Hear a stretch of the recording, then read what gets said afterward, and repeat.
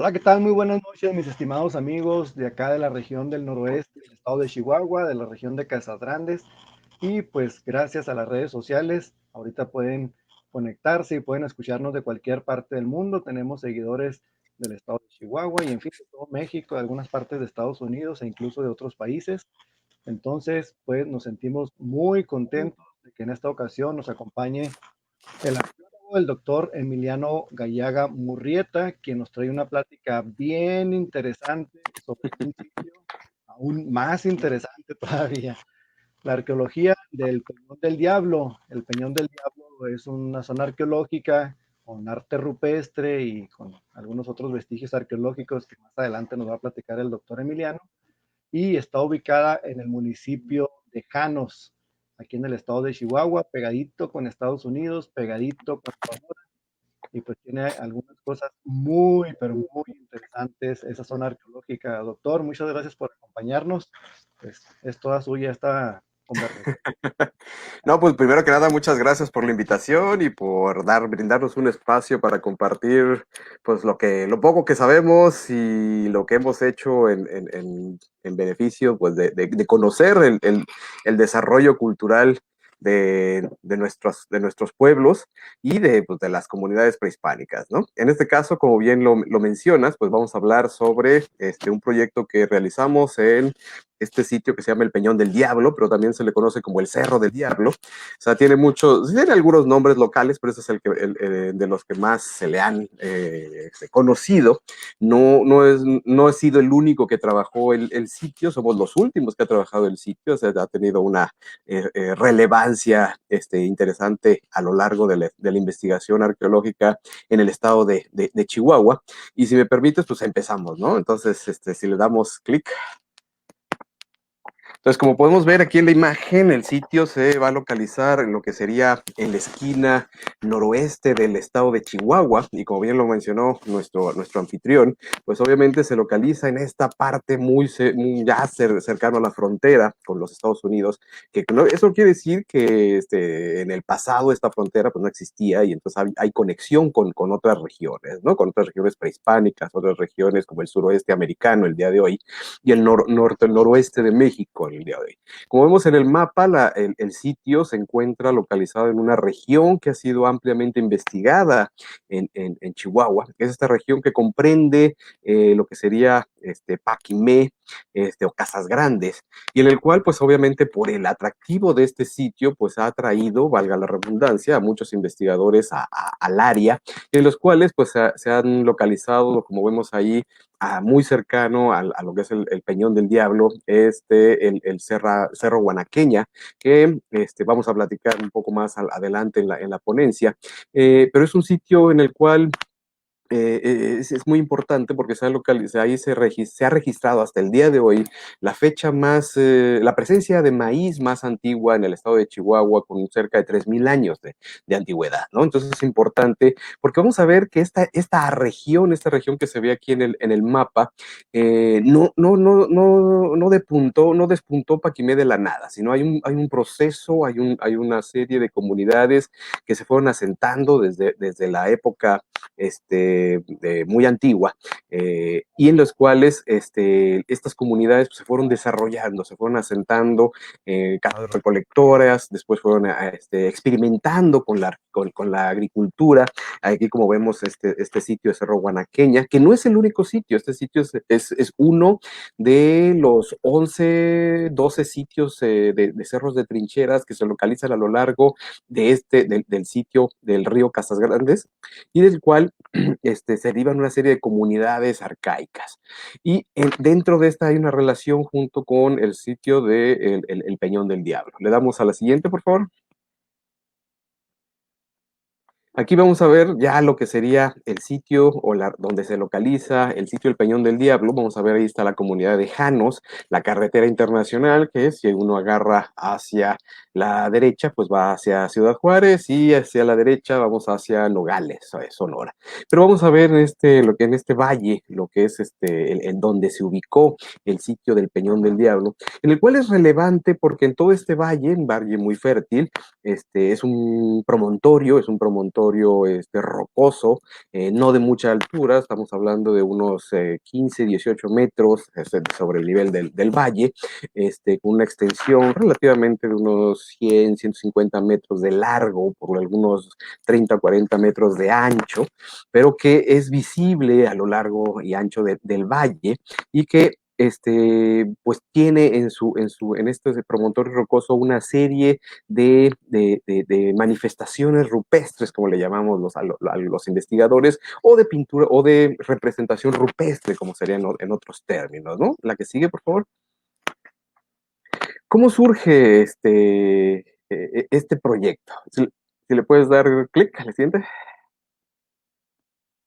Este proyecto surge como una invitación por parte del municipio de Janos, en el cual en su momento tanto el presidente municipal como el encargado de Mario de cultura del municipio, pues tiene esta inquietud de saber qué es lo que cuenta su comunidad, o sea, que demostrar que Janos no es solamente un lugar de paso, que no es solamente una comunidad trailera, sino que en realidad guarda una gran tradición cultural, tiene muchos vestigios, y entonces se pidió que fuera el Instituto Nacional de Antropología e Historia a realizar pues, un evalúo, una visita de campo para ver qué es lo que podían ellos trabajar como evidencias culturales, ¿no? Le damos clic a la siguiente, por favor.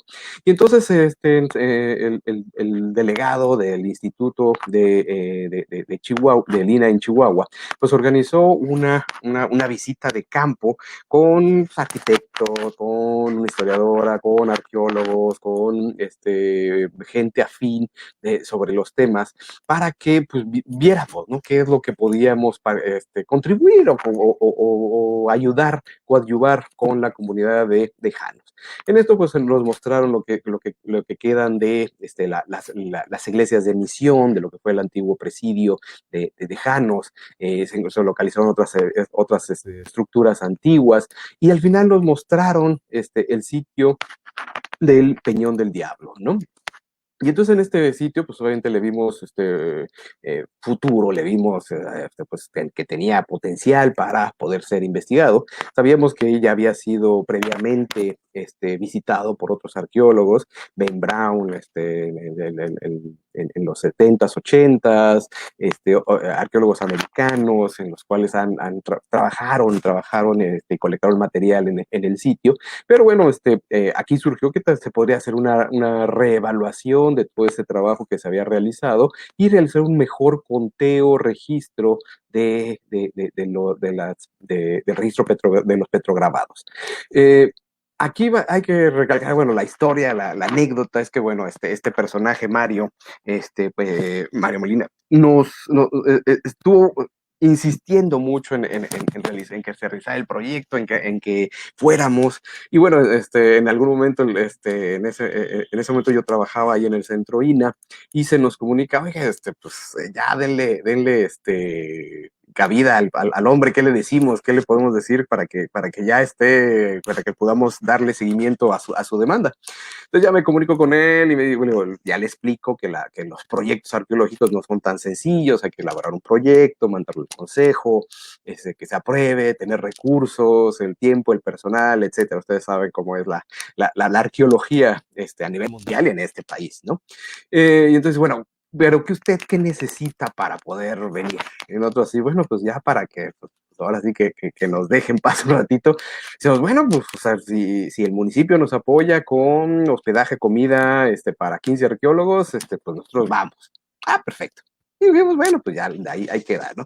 Y en eso, pues, como a las 2, 3 semanas nos vuelve a llamar y nos dice, ya está. ¿Ya está qué? Sí, ya está la casa, ya está el presupuesto para la vida. ¿Cuándo vienen? Y entonces pues eso nos forzó a realizar un proyecto, a mandarlo y a que nos los aprueben, y trabajamos el sitio durante 3 temporadas, en el cual pues se realizaron una serie de actividades que vamos a presentar, y que vamos a presentar los resultados que tuvimos sobre esas temporadas de campo, ¿no? La siguiente, por favor. Entonces vamos a ver aquí en esta imagen, como bien lo mencionó nuestro anfitrión, el sitio es un sitio de manifestaciones, se conoce como un sitio de manifestaciones rupestres, pero no es pintura, no es pintura lo que caracteriza al Peñón del Diablo, sino petrograbados, es decir, que la piedra que ha estado expuesta por miles de años, pues ya tiene una pátina, tiene una coloración oscura por la exposición a los rayos del sol. Y lo que se hace en el petrograbado es raspar, es pegar la piedra y sacar el color original y que este contrasta con el color, con la pátina que ya tiene el día de hoy. Y se tienen estos diseños, ¿no? Entonces aquí vemos algunos elementos, sobre todo el que vemos del lado derecho de su pantalla.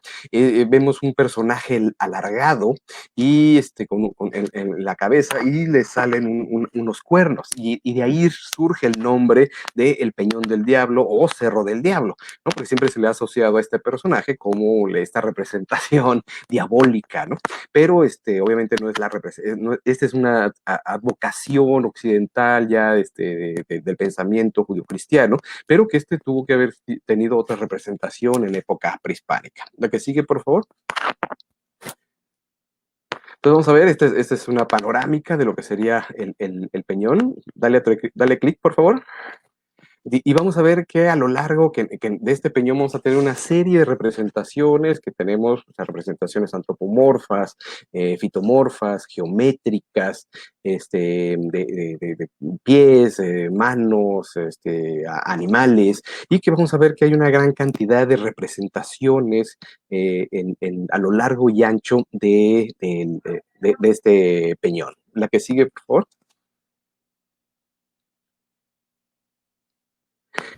Así que, bueno, ya en lo que sería el proyecto como tal, pues nos dedicamos como buen proyecto de registro, de sitio, de registro de manifestaciones rupestres, pues vamos a tener que, participamos los arqueólogos que en ese momento estábamos adscritos a la Escuela de Antropología e Historia del Norte de México, ahí ubicada en Chihuahua, y participaron los estudiantes que en ese momento estaban cursando la licenciatura de Arqueología, y con ellos empezamos a realizar lo que se hace en este registro, que es el de registrar, valga la redundancia, todos y cada uno de los petrograbados que había a lo largo del peñón. Como habíamos mencionado, ya hay otros investigadores que trabajaron el sitio, que registraron, pero que bueno, no contamos con ese registro, no lo tenemos ubicado, nunca dejaron copia o nunca se ha realizado el informe, entonces no teníamos información, entonces se decidió volver a registrar cada uno de estos petrograbados, y fue lo que realizamos durante estas temporadas de ir y ubicar cada uno de ellos, cada uno de los paneles, contar cada uno de los elementos que componían estos paneles y registrarlos cada uno de ellos. Aquí vemos a los estudiantes, en el cual no solamente era el anotar qué características eran, si era antropomorfo, si era geométrico, si era una luna, si era un raspado, si era, etcétera, si era un diseño abstracto, pero también era fotografiarlo, también era dibujarlo, y entonces para poder tener todo el registro del mismo, ¿no? Entonces, la que sigue, por favor. Entonces vamos a ver que al final de la temporada se registraron 78 paneles o grupos que nos dieron un total de 651 petrograbados. O sea, hasta aquí tenemos todos estos elementos que localizamos alrededor del peñón. El que sigue, por favor. Pues vamos a ver que de este total de 651, vamos a ver que la gran mayoría, estamos hablando de 420 elementos fueron de tipo geométrico, mientras que el resto eran de tipo figurativo. La que sigue, por favor. Vamos a ver que de este universo, los petrograbados biomorfos, o que tienen representaciones ya sea de elementos humanos o de elementos animales o plantas, pues tenemos esta relación, ¿no? Antropomorfos, más de 60 y tantos por ciento, zoomorfos, fitomorfos, muebles o otras características, y vamos viendo cómo se van relacionando, qué es lo que se está representando, ¿no?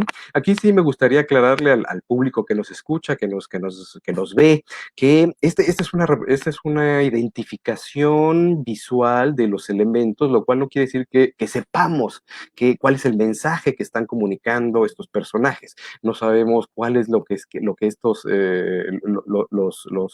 los que hicieron los petrograbados, cuál es el mensaje que dejaron, el que identifiquemos que esto representa un humano, que representa una cabra, que representa un sol.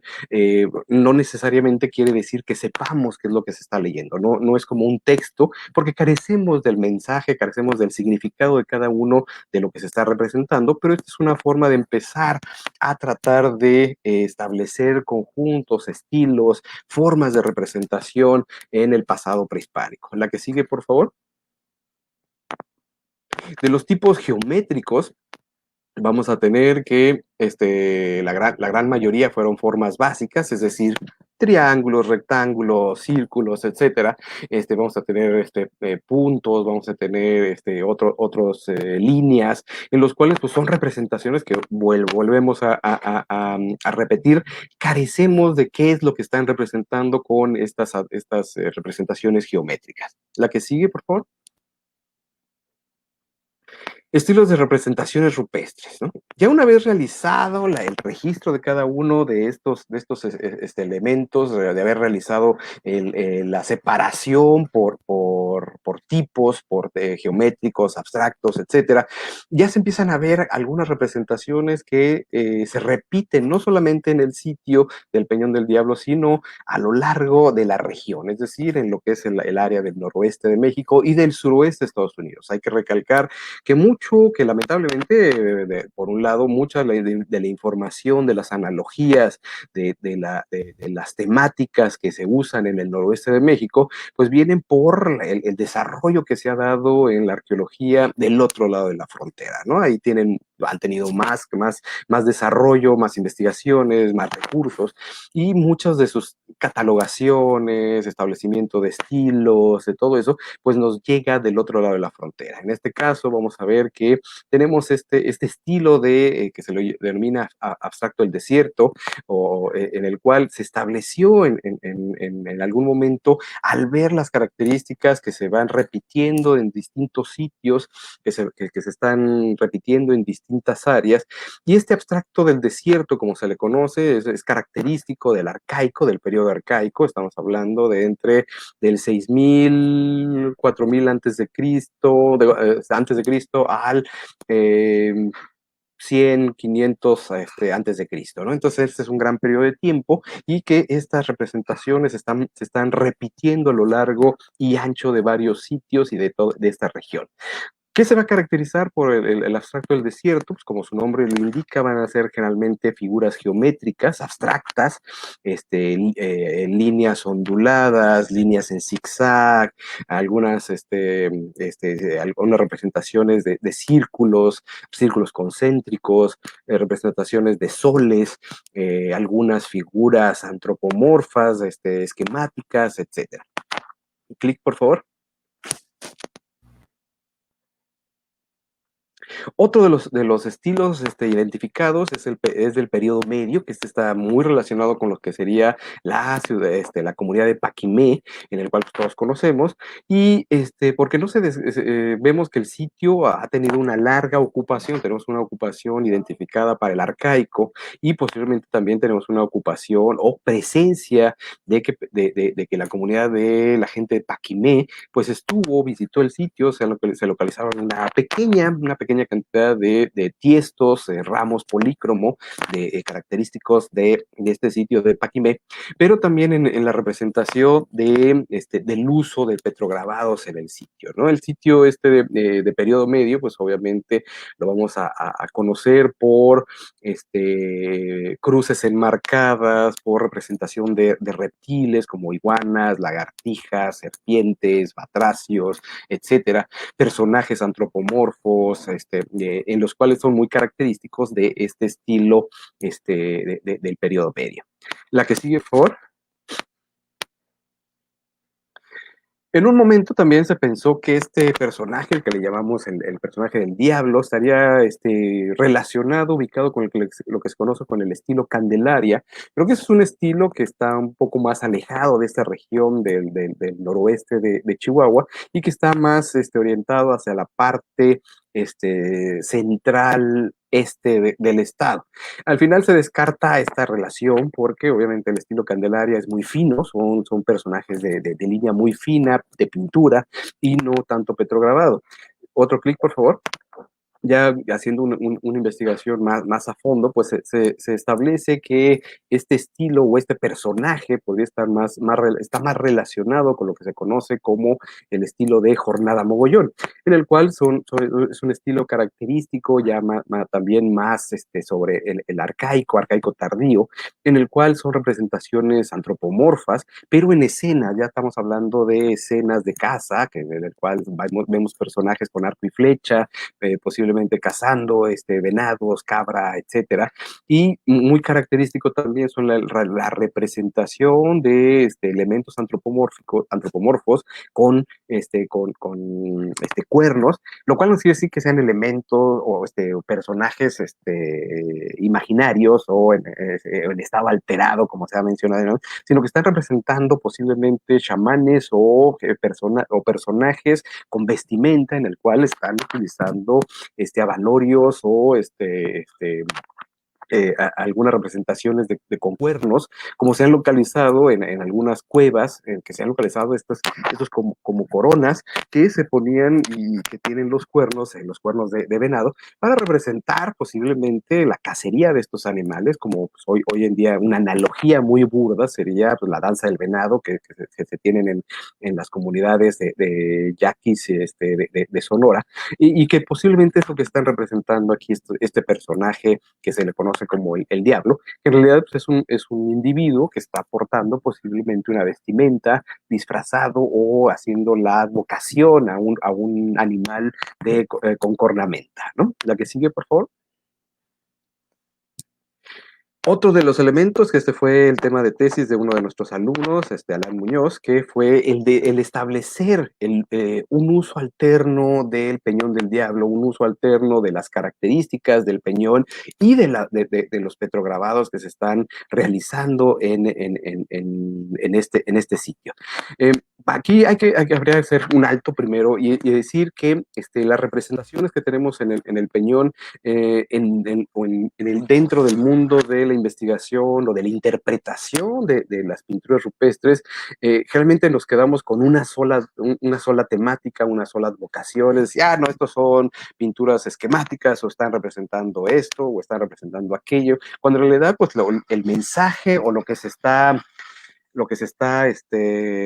representando, pues son muchos mensajes, ¿no? Hay mensajes que pueden ser para todo el público, hay mensajes que pueden ser solamente para la conexión entre el creador del petrograbado y la entidad o el dios, la naturaleza, etcétera. Y también hay otros elementos que pueden estar relacionados con cuestiones astronómicas. Y este es uno de estos ejemplos en que el hoy arqueólogo Arturo Muñoz, pues se fue todas estas fechas importantes de los equinoccios solsticios, se quedó a dormir en el sitio y registraba los amaneceres de todas estas y veía si había alguna conexión entre los promontorios, las fisuras, con las proyecciones de luz, la que sigue por favor, las proyecciones de luz hacia ciertos elementos o petrograbados, ¿no? Entonces aquí vamos viendo cómo hay este solsticio de verano, coincide, ¿no? Con cómo esta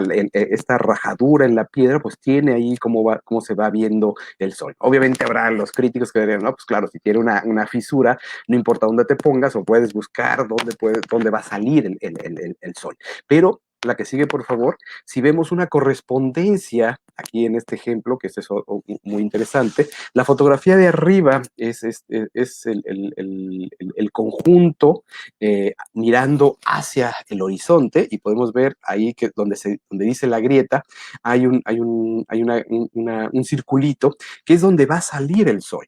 Y si vemos la fotografía de abajo, es la que está enfrente de la fotografía de arriba. Entonces vamos a ver que por esa grieta, por esa fisura, se va a proyectar hacia la pared que estamos viendo en la parte de abajo y va a haber una concordancia entre la proyección del haz de luz y petrograbados del otro lado. La que sigue, por favor.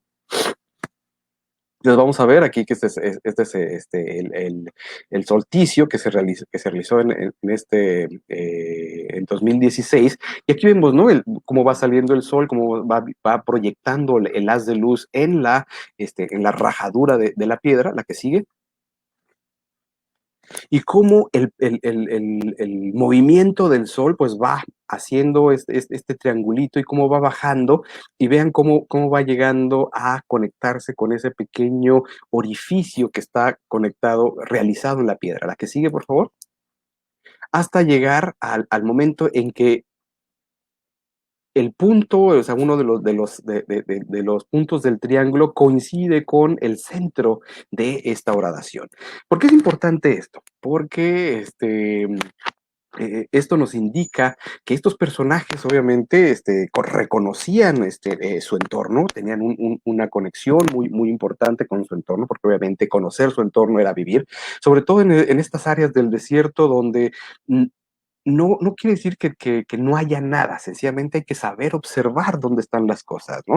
Sencillamente hay recursos, pero hay que saber buscarlos. Y en este caso, el conocer los solsticios, los equinoccios, son importantes porque nos están indicando temporadas de lluvia, nos están indicando inicios de verano o terminación de inicios de invierno, y lo cual esto nos quiere decir que si conocemos nuestro entorno, podemos saber cuándo es la temporada de ir a colectar la pitaya, por ejemplo, cuándo es la temporada de ir a sacar la temporada de anidación de cierta especie de aves, cuándo es la temporada de que no se puede cazar al venado porque es cuando está dando a luz o llevan están preñados estos animales. Entonces, saber todo esto es conocer su medio ambiente y esto les brinda la posibilidad de subsistencia en un ambiente tan diga, hostil como lo quisiéramos ver del desierto chihuahuense. La que sigue, por favor. Aquí podríamos hacer un impasse o una división en lo que fue el proyecto, porque generalmente, y esto no quiere decir que es una crítica negativa, pero o que sea en todos los proyectos, pero por lo general cuando hablamos de proyectos de registro de pintura rupestre o de manifestaciones rupestres, realmente se quedan o nos quedamos en el registro de ese elemento. Y nosotros partimos del supuesto de que la pintura rupestre, la manifestación rupestre, no está aislada del entorno, no está puesta ahí a ver qué pasa, ¿no? O sea, no es que vinieron estos personajes, hicieron la pintura y se fueron, sino más bien la pintura rupestre es parte de un complejo más grande, es parte de un elemento mucho más grande. Pensemos, haciendo una alusión muy burda, vuelvo a hacer el hincapié, en nuestras casas, ¿no? O sea, en nuestras casas hay varios elementos que coinciden con distintas actividades, la cocina, las habitaciones, dormir, la sala, los patios, pero también, o sea, a todos aquellos que tienen una religión, pues tienen una parte donde está el altar, donde está la imagen de la Virgen de Guadalupe, por ejemplo, donde se le ponen velas y eso, y ese espacio en especial, pues es un área de ceremonial, es un área religiosa, no quiere decir que esté aparte de todo el resto, forma parte de todo nuestro entorno. Lo mismo sucede con estos sitios de manifestaciones rupestres, esta área que tiene un poder ceremonial, que tiene un área, que es un área de concentración, de ideas, de emociones, de mensajes, pues no está aislada del resto. Entonces tiene que haber otras manifestaciones, otras actividades alrededor que nos permitan saber por qué escogieron este sitio y no otros alrededor. Entonces, el proyecto El Peñón del Diablo primero se abocó al registro de las manifestaciones rupestres, pero también a conocer qué otras actividades estaban dando cercanas al sitio del Peñón. Para eso, le das clic, por favor. Hicimos una cuadrícula del área del Peñón del Diablo. Entonces hicimos una cuadrícula de 250 metros por 150 metros, haciendo una planificación de recolección de material de superficie que hicimos para otros proyectos y que nos funcionó muy bien, y que lo adaptamos para el Peñón.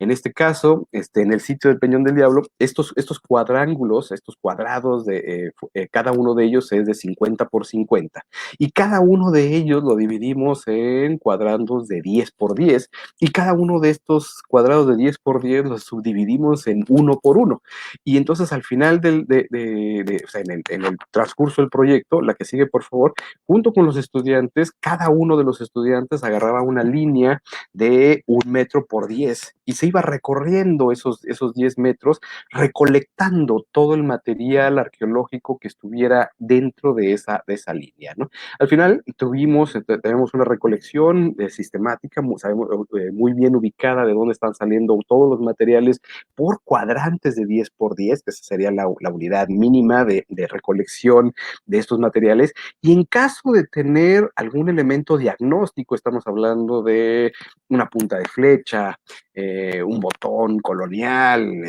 una cuenta, o sea, algo que sea más allá de la generalidad, se tomó específicamente una lectura GPS, para saber exactamente dónde se estaba localizando, así que todos los elementos diagnósticos sabemos exactamente dónde están saliendo. La que sigue, por favor. También localizamos que alrededor, y eso, bueno, ya es información que sabíamos por las investigaciones previas, que cercano, o sea, en la base del peñón, existía una serie de estos orificios que se conocen como morteros. Estos son morteros que son como molcajetes, digámoslo, en el cual estos se van realizando con la acción del tiempo, en el cual con un instrumento, ya sea una piedra o con un pedazo de madera, se van triturando ahí, ya sean semillas, ya sea pastos, ya sea huesos, minerales, etcétera, y se van ahí golpeando, y con el paso del tiempo, pues van haciendo una horadación, y entonces vamos viendo este trabajo en la piedra. La que sigue, por favor. Entonces, aquí vamos a ver, dale un clic. Entonces, vamos a ver que localizamos una gran cantidad de estos morteros alrededor. Al final del proyecto se registraron más de 200 morteros de estos horadaciones en la piedra. Y las características, las dimensiones, son morteros como de unos 30 centímetros de diámetro por unos 40 centímetros de profundidad, lo cual nos indica que, o sea, para poder desgastar la piedra en estas dimensiones, en estas características, obviamente tarda una gran cantidad de tiempo, lo que nos indica que el sitio fue usado por un largo periodo de tiempo, no solamente fue un verano, un par de veranos, una década, sino estamos hablando de muchas generaciones que estuvieron trabajando el sitio, que estuvieron trabajando en estas piedras para llegar a hacer la horadación de este tamaño. Esta foto me gusta ponerla porque vemos que el sitio se sigue usando.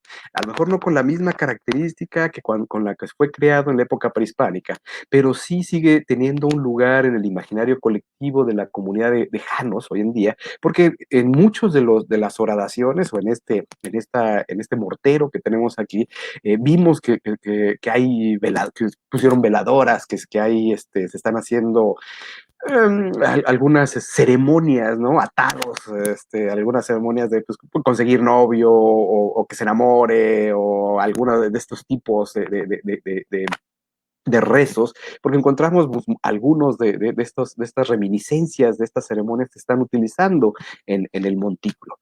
Esto nos indica obviamente que el montículo persiste como un lugar de no solamente de visita, de esparcimiento, pero sino también un lugar que continúa con esta magia, con esta forma de comunicarse, de tener una asociación con llámenle espíritus, energía, etcétera, y que eso es muy interesante, ¿no? El hecho de que nosotros, o sea, como arqueólogos, como científicos, no compartamos esta creencia, no quiere decir que no identifiquemos que la comunidad o que otros sectores de la población tengan otras formas de comunicarse o ver el sitio arqueológico con estas otras formas de ver, de llenarse de energía, como sucede en Teotihuacán, cada equinoccio con vestidos de blanco y con todo, con colores rojos, ¿no? Entonces, cada quien puede creer lo que quiera, pero estamos viendo que o sea, el sitio tiene uso, más allá de un sitio, sí, hay un sitio con grabados y no sé qué, ¿no?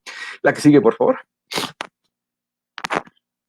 También alrededor del Peñón localizamos todavía, porque sabemos que ha sido saqueado, no saqueado de manera profesional, sino sabemos que el sitio es constantemente visitado los fines de semana y la gente recolecta pedernales, como les llaman a las puntas de flecha, pedacería, pero y cuando realizamos el proyecto de recolección de material, pues pensamos, pues, bueno, seguramente vamos a encontrar pues pedacería muy pobre, no vamos a encontrar muchas piezas, a lo mejor muy pocas puntas, porque pues obviamente sabemos que la gente recolectaba material. Sin embargo, al final del proyecto localizamos una gran cantidad de material, lo cual fue bastante interesante. Aquí podemos ver, bueno, localizamos algunos de estos fragmentos de metates, fragmentos rotos, posiblemente o sea, debieron haber habido metates completos, pero estos pues ya son los primeros que se lleva la gente, ¿no? Estos metates que son de cuenco, metates largos, son característicos también del arcaico. Esto también nos empieza a indicar que el sitio tiene una presencia que tiende más hacia el arcaico, tiene una presencia humana muy tardía, ¿no? El que sigue, por favor. Vamos a también, se localizaron más de 25 hornos, estas acumulaciones de piedra, o sea, para el no entrenado ellos pueden ver, bueno, ¿y esto qué es? No, pues nomás una acumulación de piedra. Pero en realidad estas piedras, si uno las analiza, son piedras que dentro del argot arqueológico se le conoce como piedras o fragmentos de piedra por fuego. Es decir, no sé si algunos de ustedes cuando han acampado o que tengan que hayan hecho alguna fogata, por la exposición de las piedras al fuego, por si le echa uno agua o por algún accidente, a veces estas piedras estallan y se van fragmentando. Son muy características, ¿no? Entonces estos pequeños montículos de piedras, vamos a ver que son de ese tipo, de piedras rotas por fuego. Y generalmente van a ser en áreas erosionadas donde el horno, o sea, el horno hay que pensarlo de arriba hacia abajo, o sea, no es de que esté la piedra como en monticulito, sino más bien era al revés, ¿no?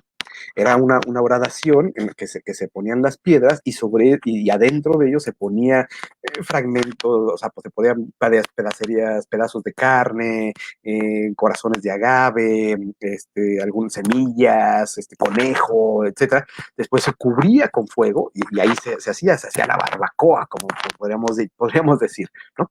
Ya después, con el paso del tiempo, con la erosión, pues obviamente el nivel de piso pues se fue perdiendo y la piedra, que era un cono invertido, pues se fue erosionando hasta que a quedar en forma de pirámide o en forma de este monticulito, y es lo que nos permite a nosotros los arqueólogos identificarlos como estos hornos prehispánicos.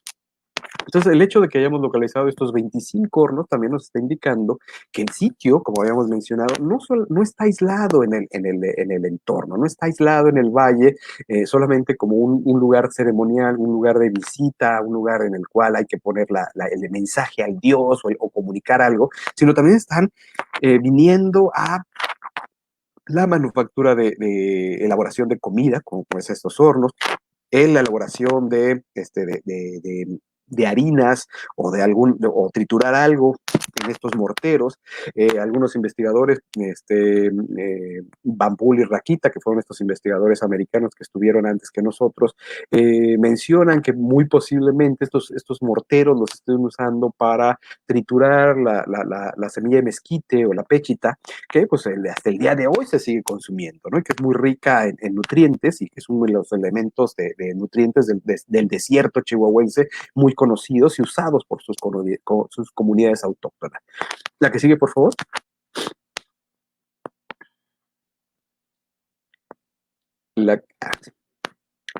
Ya en lo que son los materiales, como ya hemos mencionado, vamos a ver que sí localizamos una gran cantidad de material, que eso fue interesante, lo cual pues vamos a ver, aquí tenemos algunos de los ejemplos de las puntas, es de puntas pinto, también que son arcaicas, la que sigue, un clic por favor.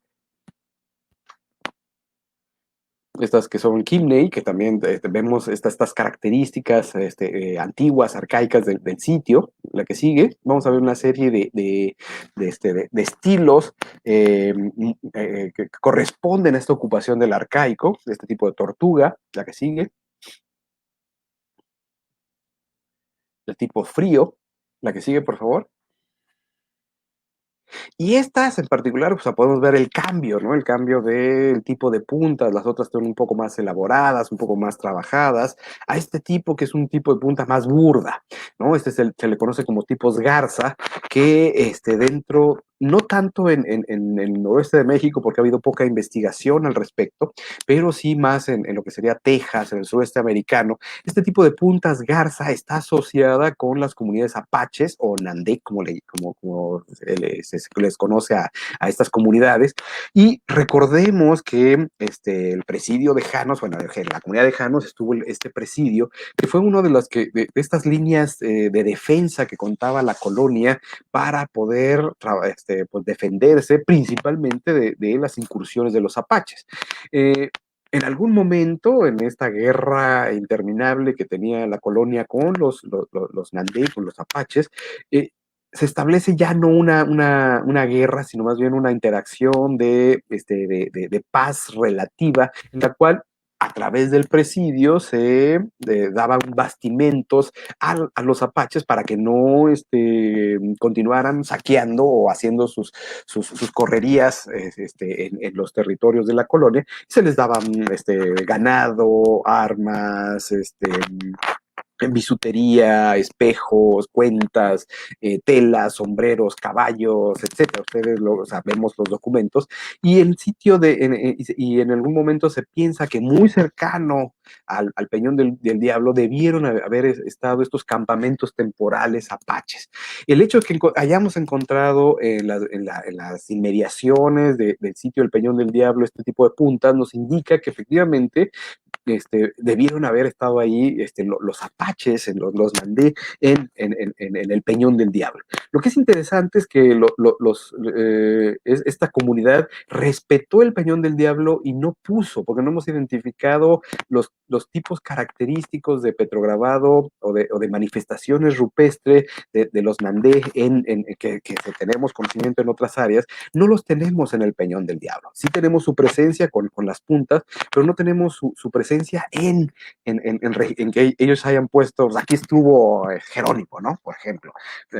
Pero entonces eso quiere decir que hubo un respeto por parte de las comunidades apaches hacia el Peñón del Diablo. La que sigue, por favor. Un elemento también importante que nos permitió el hacer un registro más sistemático del área, nos permitió localizar un entierro humano que en su momento se decidió nomás registrarlo y estaba ya expuesto en superficie, pero que la que sigue, por favor, debido bueno, visitamos el sitio en varias ocasiones y vimos que a la siguiente temporada pues ya le había pasado un carro encima, ya le habían quitado las piedras, o sea, no con la intención de destruirlo, pero sí se iba destruyendo y se tomó la decisión, va a ser un rescate de este entierro, la que sigue por favor, y se realizó la excavación de este entierro, que estaba muy dañado, no presentó material diagnóstico, se mandó fechar 2 dientes que se localizaron del entierro, que lamentablemente no fueron suficientes, no tuvieron el suficiente material para poder ser datado, lo cual nos dio tristeza, porque eso nos hubiera permitido saber bien la ocupación, el uso del sitio del Peñón. Pero lo relevante es el hecho de que si ustedes se fijan, vamos viendo que en el Peñón del Diablo hay mucho más que la representación de pinturas rupestres, ¿no? Estamos viendo que hay una cantidad considerable de morteros que nos están indicando una presencia larga de tiempo en el sitio, que están trabajando, que posiblemente se están reuniendo para la cosecha de la pechita en algún momento en el verano, se están reuniendo para la manufactura para la cocción de alimentos con los hornos, se están reuniendo para trabajar la lítica y hacer ya sea puntas de flecha, hacer artefactos, porque tenemos una gran cantidad de lítica alrededor del peñón. Encontramos este entierro que pues nos dice que hay mucho más vida que nada más la representación de la pintura.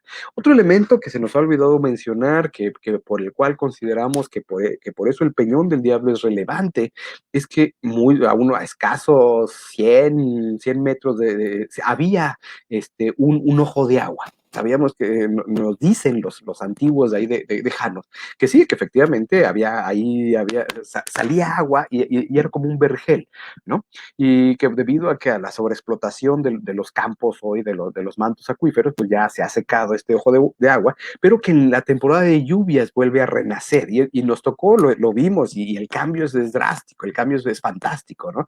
Para los que hemos vivido, trabajado en el desierto, obviamente en la temporada de lluvias vemos cómo el desierto vuelve a la vida, cómo el desierto florece, cómo se llena de color, cómo se llena de animales, etcétera, ¿no? Y esto lo vimos en el Peñón, en el momento en que antes de la lluvia, pues vemos un paraje desértico, vemos un paraje ocre, vemos un paraje amarillo, y después cuando llegan las lluvias vemos que como donde antiguamente estaba este ojo de agua, pues se vuelve a llenar, valga la redundancia, de agua, y sale, ¿no? Una cantidad impresionante de tortugas, ranas, serpientes,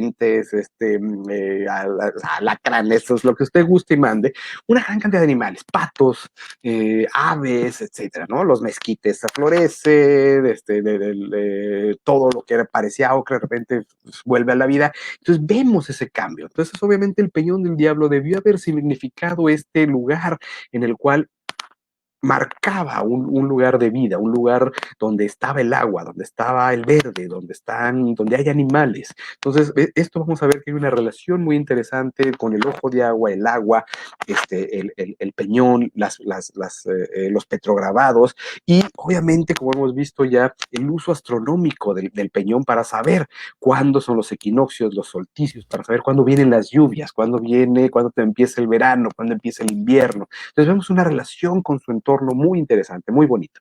La que sigue, por favor. Entonces, esto fue lo que hicimos en el proyecto. Vamos a ver el rectángulo en negro, es el área que hicimos recolección de superficie total, o sea, recolectamos todos los materiales, cada uno de las pequeñas lascas que fuimos encontrando en esta área de 250 por 150 metros, y después realizamos una recolección, registro de contextos menos estandarizada en esta área en rojo, en la cual se localizaron, ustedes pueden ver en la parte de abajo, todos estos puntitos negros que son los hornos que se localizaron. Entonces estamos viendo que entre el Peñón del Diablo y y lo que sería el área verde es donde estaría el ojo de agua antiguamente. Entonces vamos a ver que del otro lado están los hornos que se están ocupando para la manufactura o la cocción de alimentos. Vemos que en la parte norte es donde se localizó el entierro, que posiblemente haya más en estas inmediaciones. Entonces estamos viendo lo que hemos hecho énfasis de que el Peñón no está aislado en el valle, tiene una gran cantidad de actividades, de vida alrededor de él. La que sigue, por favor. Y aquí esa es la parte interesante también, que ya congeniando o conjuntando con lo que han hecho investigadores en esta región, vamos a ver que habíamos mencionado al principio de la plática que el sitio del Peñón del Diablo se encuentra muy cercano al Cerro Guanaqueña, que es muy importante, es uno de los muchos, de los 11, 12 cerros de trincheras que se conocen para esta región de Chihuahua, que son sitios arcaicos, son comunidades arcaicas, cazadores recolectoras principalmente, que habitan estos cerros volcánicos y que van creando terrazas, por eso se les llama cerros de trincheras. Y sobre estas terrazas tienen sus unidades habitacionales, pero no está, o sea, ahí duermen, ahí posiblemente realizan algunas actividades, pero principalmente sus actividades las realizan en el valle, en la parte de abajo.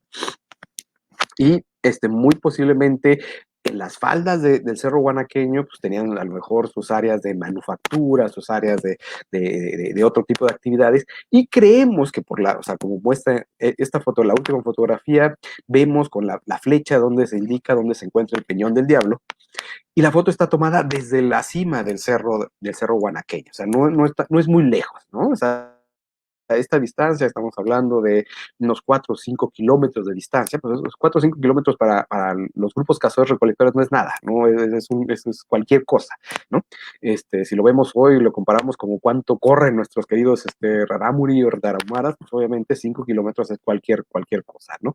Pero el hecho de que lo tengamos muy cercano, el hecho que esté ahí a la vuelta, que veamos que ahí hay un ojo de agua, que tenemos toda esta actividad, nos indica que muy posiblemente este cerro, este Peñón del Diablo, haya fungido como un área de ceremonial, un área religiosa en el cual se concentraban posiblemente no solamente la comunidad de este cerro guanaqueña, sino los otros cerros que estaban en las inmediaciones y que podían juntarse ahí a realizar alguna ceremonia, a comunicarse con los dioses, a transmitir su mensaje, a plasmar, a dejar una huella de que este territorio es nuestro, un reclamo territorial, etcétera, ¿no? Entonces, esto es parte de las hipótesis de trabajo de interpretación de lo que significa el Peñón del Diablo, en el cual no solamente es una sola explicación, sino son varias, son diversas, es decir, el mensaje que estamos dejando, por un lado puede ser de posesión, o sea, este es nuestro peñón, este es nuestro ojo de agua, esta es nuestra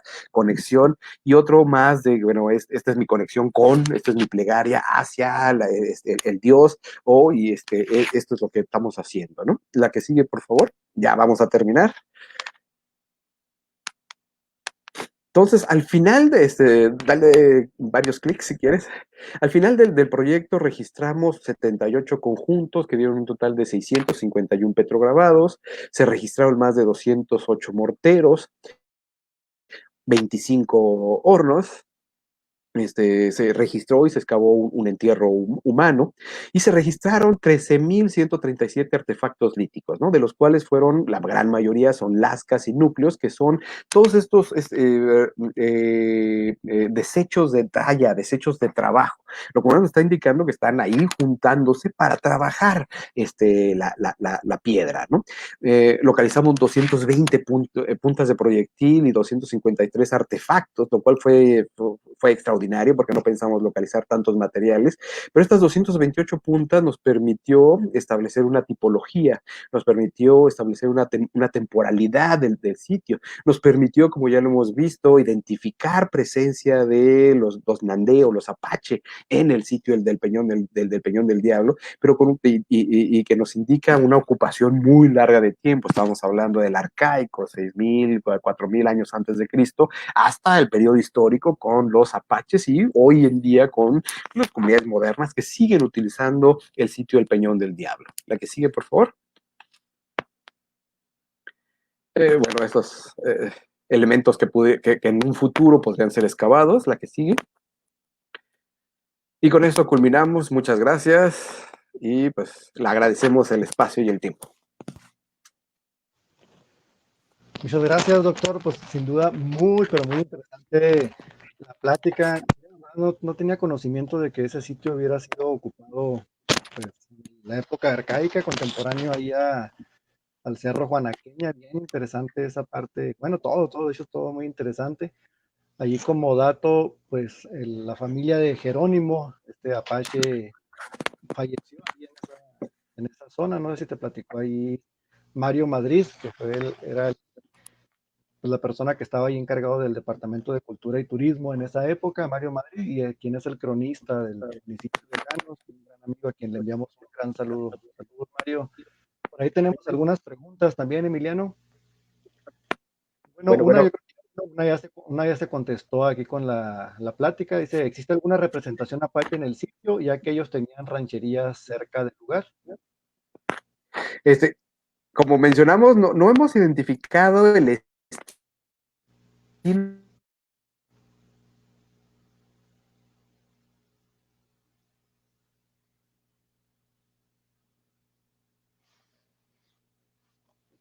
Creo que ahí tenemos un problema, Emiliano, con tu internet o algo pasó.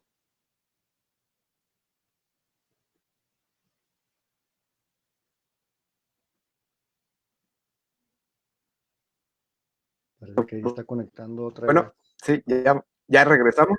Ya regresaste, Emiliano.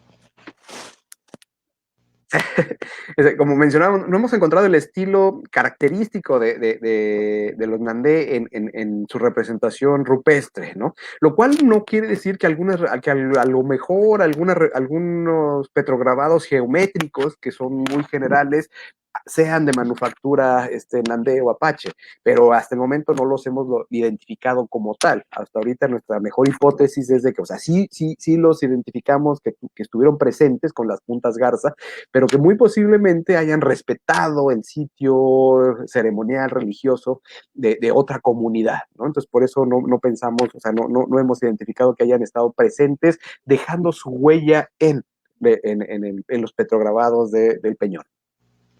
Muy bien, por ahí Javier Pedraza hace una pregunta también. Dice, ¿tiene alguna representación actual de esos hornos? Una representación, ¿cómo? O sea, ahí sí no entiendo la pregunta. A O sea, ver, de permítame. cómo serían los hornos el día de hoy. Sí, posiblemente a lo mejor algún diagrama o alguna hipótesis de cómo, ya ves que se hacen así como dibujos, pues, ficticios, cómo se puede. Esquemáticos, no, o sea, la debo tener en algún lugar, pero no, pero si ustedes, o sea, si ustedes conocen el sitio de Paquimé, ahí hay unos hornos enormes, ¿no? Cuando uno entra, empieza el recorrido del sitio de Paquimé, antes de llegar, o sea, a lo que sería, a tu mano derecha estaría lo que sería el juego de pelota, y a tu mano izquierda hay unos hoyos enormes y que están cubiertos de piedra alrededor. No sé si los recuerdes. Sí, sí, sí, sí. Y Esos, de la... esos son los hornos. Esos son unos hornos inmensos, esos son unos hornos ceremoniales. Ahora imagínate esos hornos, pero en chiquito, ¿no? O sea, haces un hoyo pequeño y lo cubres de piedra, y sobre ese, al interior de eso, es donde metes la carne, las pencas de maguey, los frutas, semillas, y encima de eso creas la hoguera. Y entonces se cuece o se cose lo que pongas al interior. Lo que yo te decía es que, por ejemplo, si esos hornos de Paquimé ocurriera un proceso de erosión eh, por muy largo periodo de tiempo, ese cono sería al revés, ¿no? Porque las piedras serían depositando y dejarían las últimas piedras del cono, pues quedarían hasta arriba, y todas las piedras que estaban en la parte superior quedarían a los lados, haciendo el círculo del horno. Y eso es lo que identificamos el día de hoy con estos hornos en estas áreas erosionadas. Yuri de la Rosa dice, muchas felicidades, mi estimado Emiliano, excelente estudio del sitio. Y luego hace un par de preguntas, dice, ¿excavaron los hornos? ¿Pudieron obtener carbones? Y bueno, ahí también me gustaría a mí hacer una pregunta, más o menos de qué diámetro y qué profundidad, en caso de que los hayan excavado, tendrían esos hornos.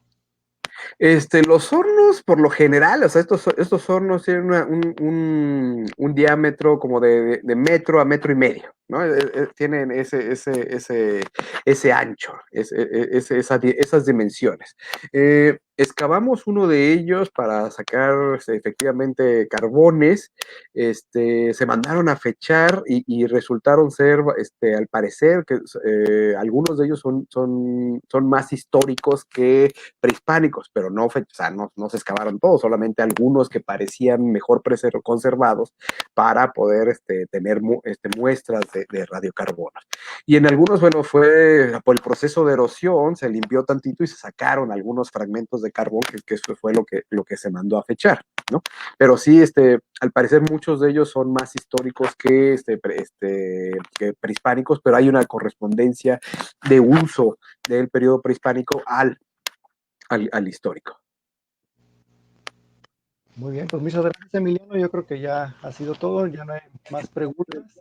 Te agradezco el tiempo que nos has brindado, la excelente plática y pues muchas gracias por todo.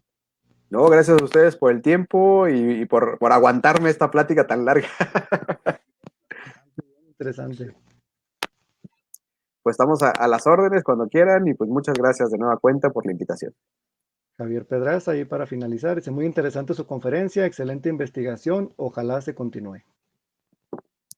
Esperemos que sí. Gracias a las personas que nos escucharon y pues seguimos la siguiente semana con alguna otra plática. Hasta luego. Hasta luego.